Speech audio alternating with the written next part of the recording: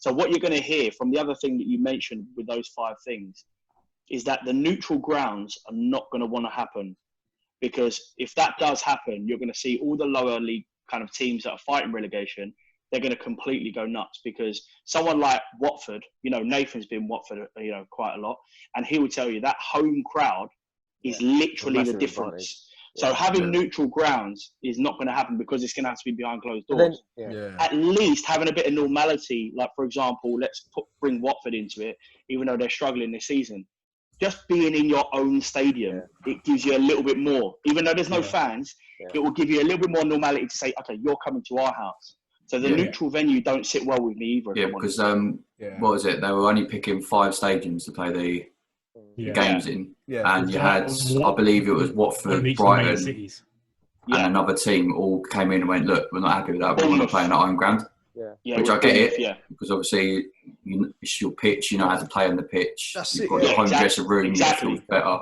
Exactly. But at the same time, if it's safer than playing, obviously in 5 Pacific grounds, but then is it fair as well? Is it safer though? Is it safer? For me personally, at the end of the day, it's a football pitch. You should be able to play wherever. It doesn't matter if it's your own stadium, because at the end of the day, you've got no crowd. The crowd is the 12th man. If you're 2-0 down, the crowd lifts you. If you're 2-0 down, you have to do it in your mentality. What you've just said is spot on, though. The pitch size of how they play on their home pitch, that's very, very different. Because I remember when we went to Wembley, we had a tough time at Wembley at the start. Why? Because the pitch was so big. So we've gone from White Hart Lane, which was one of the smallest, very small pitch. Well, the only pitch smaller, I believe, I could be wrong, is Everton. So I think Spurs' White Hart Lane was the second smallest pitch, and then you sent us to, well, not you guys, Spurs sent us to Wembley, and the Wembley pitch I think is the same as the Emirates. It's big, and we struggled on that. So someone like Watford going to, let's say, Wembley, which I know Watford have quite a small pitch as well. They will struggle, and that doesn't give them the advantage. That will give them a massive disadvantage against fast teams. I see where you're coming from, but obviously as a professional, you should be able to play. Of course. Let's be fair, it's the same rule for everyone. It's the same rule for everyone. Really small advantages. As much as I want to win it at Anfield, but the thing is, right, if you look at like Champions League games and Europa League games and stuff like that, sometimes when you have to go to like Ukraine and like all these countries with like that have got artificial pitches and stuff, you see all of them complain about it, but they have to get on with it. It's the same. It's the same thing here. You have to decide, what do you want to do? Do you want to play football or do you not want to play football? If you want to, then you can't really moan about where you're going to play. I agree, man. Even if they had to play in a park somewhere, like they are professional footballers. Well, the amount of money they get paid, I'll play anyway if I had that money. Not playing concrete. You see, was it Joey Barton wrote a tweet about if Troy Deeney and them don't want to play, then I'm sure there's people in the reserves and stuff that would love to play to save their club. I was going to ask you about that. The players that are saying, no, I don't want to play. So if you don't want to play, then no one who's stopping you from playing. Don't play, innit? There's no drama. I saw a little article saying if players refuse to train, should they get paid or not? Because they're refusing to, obviously, because you can go back and they're getting asked to come in and train. If they're refusing, they're saying should they get paid? Should they not? That's a whole nother thing. Yeah, it's a whole nother thing. But at the end of the day, like we said, it's just a pitch. You should be able to play where if you're good enough and you're a professional football player. It doesn't matter. It would be good. Like obviously for me, winning at Anfield would be lovely, even though there's no fans, but it would still be good. As long as the right protocol is taken with safety.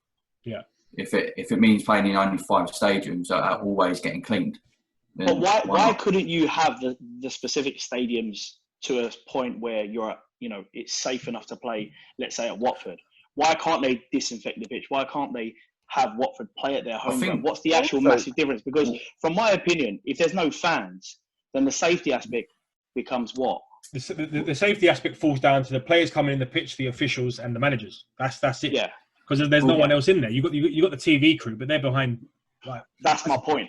Well, with Watford at the minute, Watford's ground is actually storage for all the hospital equipment. Yeah. Because obviously it's right next to the hospital, so they've got all the storage for the PPE, all the other facilities they need to actually tackle this coronavirus. So yeah. In a way, Watford's ground is actually more probably the right way not to play at that ground, because how much equipment they're using so much for the hospital next door. It's going to take more people to actually sterilise that club, that stadium, to make it suitable for other people.